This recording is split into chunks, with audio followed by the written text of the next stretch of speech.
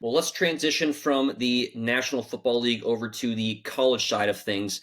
The first college football playoff rankings came out last night, as did the first BS poll. You can argue which is more important in the grand scheme of things. But let's start with the number 25 team at the bottom, the Tennessee Volunteers, the only three-loss team in the rankings. They did not make the BS poll, for what it's worth. At 24, you have the Pittsburgh. I believe they're the Panthers, right? I don't want to Yeah. mess that up. Yeah. They were 24th, or they were unranked in the AP poll. And then at 23, 22, and 21, you have Washington, Missouri, and Michigan. And then I want to stop at number 20 because it's the Iowa Hawkeyes, who are unranked in the AP poll.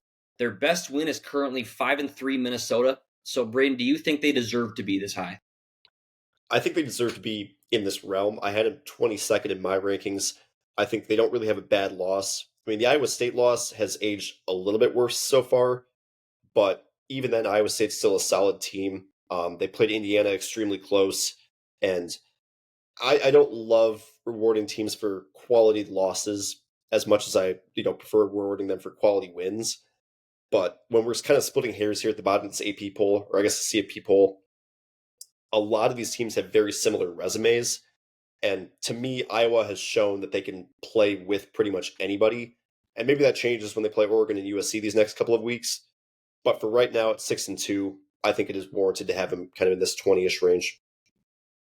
And yeah, I would agree. I certainly do think they're valuing that quality loss to Indiana. It was 20-15, the best anybody has played Indiana this year. And it feels like, and we'll talk more about this later, it feels like the committee is really valuing who you play more so this year than previous years, which I like. And we'll talk about more examples of that later. But yeah, I definitely think they're valuing that loss to Indiana more so than they would have in previous years. But at 19 is USC, 18 Miami, 17 Georgia Tech. And Georgia Tech goes from number 8 in the AP poll last week. They lose to NC State. They drop down to 17th in the college football playoff rankings after that loss. Does that seem about right to you, or does that feel a little too harsh? I think it seems about right.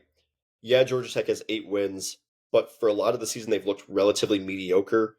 I mean, they had the Clemson win, which was great at the time, but Clemson's now, I think, are they 3-5 or 4-5? I believe 3-5. Yeah, so that win no longer means a whole lot. Obviously, Death Valley's still a tough place. No, they beat them at home, so not even that much of a great win. They beat Duke, which was good. I think they won on the road there. But beyond that, they had a 7 point win against Colorado to start the year. They had an overtime game against Wake Forest where they won by a point. They stopped Wake Forest on a 2 point conversion to win that one. Against NC State, their kind of mediocrity they've had for a lot of this year finally caught up to them. By no means is Georgia Tech a terrible team. I mean, they've beaten Clemson and Duke, which aren't, easy wins, even if Clemson's in a down year. But they also don't have a signature win. Assuming they beat Boston College and Pitt, they likely clinch a playoff spot if they can knock off Georgia, which is obviously easier said than done. If not, they need some tiebreaker luck and an ACC title to get into the playoff, I think. Otherwise, say they go 10-2 in the regular season, miss out on the ACC championship game. Let's say Virginia and one of those other one-loss teams in the ACC gets in over them. At that point, I think that they're squarely on the outside. They're probably in, I would think around this spot in the rankings, maybe a little bit lower if they get blown out by Georgia. So I think this is absolutely a fair spot for Georgia Tech right now. And I would agree. Yeah, I think it's very fair. They were 18th in RBS poll, and looking at their schedule, like you said, I mean it is light. Not a single ranked team to be seen. Their best win is against 5-3 Duke, and it kind of goes back to I think the committee valuing who you play. And as you mentioned too, Georgia Tech. I mean, they're going to host Pitt in Georgia to end the year. If they go 1-1 in those games, assuming you beat Boston College, it'd be tough to not put them in. But I mean, then again, I mean they're 8-1 and they're 17th, so I don't know. Fact of the matter is, though, they still control their own destiny. But yeah, I'm curious to see how Georgia Tech finishes the season after that loss to NC State. At 16, we have Vanderbilt. 15th is Louisville, and then Virginia and Utah. Or sorry, Virginia at 14, just ahead of Louisville, which I think is valuing that head-to-head win, which is Louisville's only loss. Utah at 13, which surprised me a little bit. They shot up quite a bit after that blowout victory over Cincinnati last week. At 12, we have Oklahoma. And then the 11 through 9 stretch is the most interesting to me. 11 is Texas, number 10 is Notre Dame, and then number 9 is Oregon. Texas is 7-2 with losses to Ohio State and Florida. Notre Dame is 6-2 with losses to Miami and Texas A&M in their first 2 games of the season. They're 6-0 since. And then Oregon is 7-1 with their only loss coming against a very good Indiana team. Braden, I'm curious your general thoughts on this stretch of the rankings. Yeah, I don't get putting Texas here. They have been thoroughly unimpressive for most of the season. I personally had them 15th in my rankings. Their losses aren't egregious by any means. I mean, playing at Ohio State and at Florida, those are two very difficult places to play. Even though the Gators are 3-5, very talented team on paper overall, and obviously Ohio State's steamrolled pretty much everybody else besides Texas. But Texas barely stuck by both Mississippi State and Kentucky in overtime. Those teams are a combined 2-10 in SEC play, with wins over teams that are a combined 1-10 in SEC play. Yeah, beating Vanderbilt's a good win, but I think the committee is overvaluing their win over Oklahoma, which is when John Mateer was playing with one hand. He kind of rushed back from injury in that game, and really, you could tell was not himself in that one. I think if they played right now, I would take Oklahoma to win that game. For Notre Dame, they've looked great since falling to Miami and Texas A&M. I mean, by a combined 4 points, I'm not going to fault them too much. This is one of those occasions where I'm kind of okay with the quality loss sentiment because they have a decent win over USC. Granted, it is kind of carrying their resume right now. They don't really have anybody else in the schedule that has done a whole lot. If they drop a third game, I think they're eliminated for sure. Even if they win out, they probably should be on the bubble, but I would think they're almost a lock to get in, even if they don't play anybody else really good the rest of the way.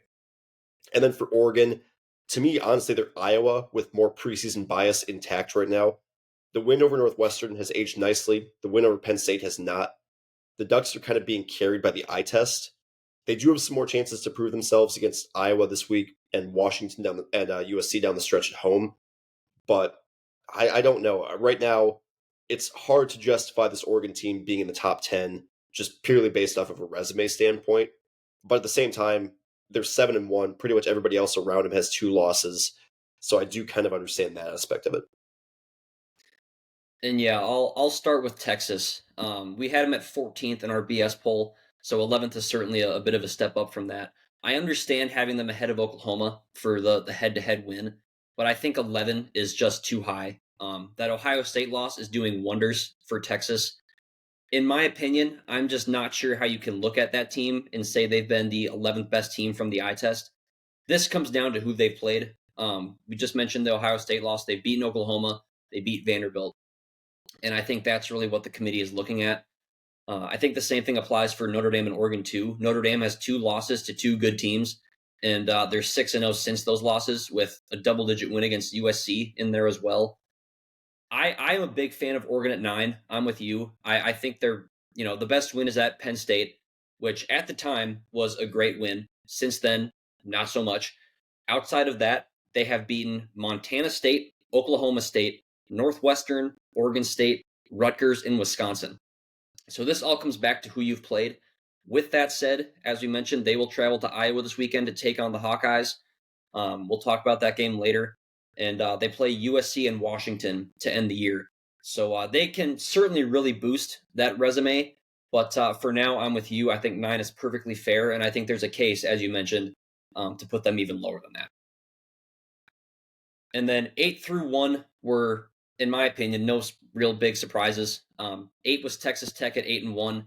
7 seed was BYU, who plays Texas Tech this weekend in a massive game in the Big 12. We'll touch on that here a little bit. And then 6 was Ole Miss. 5 was Georgia. Georgia, of course, beating Ole Miss with Ole Miss's only loss. And then Alabama at 4. Of course, Georgia's only loss coming to Alabama. So 6 through 4 feels very fair. And then A&M at 3, Indiana at 2, and Ohio State at 1. Braden, before we move on to our Week 11 picks, is there anything else you want to touch on with the first college football playoff rankings? Yeah, I think I'll just quickly touch on the top 3. I think the committee got this order right so far. I mean, you're pretty much splitting hairs between these teams for the most part. I think putting Ohio State at 1 is the right call.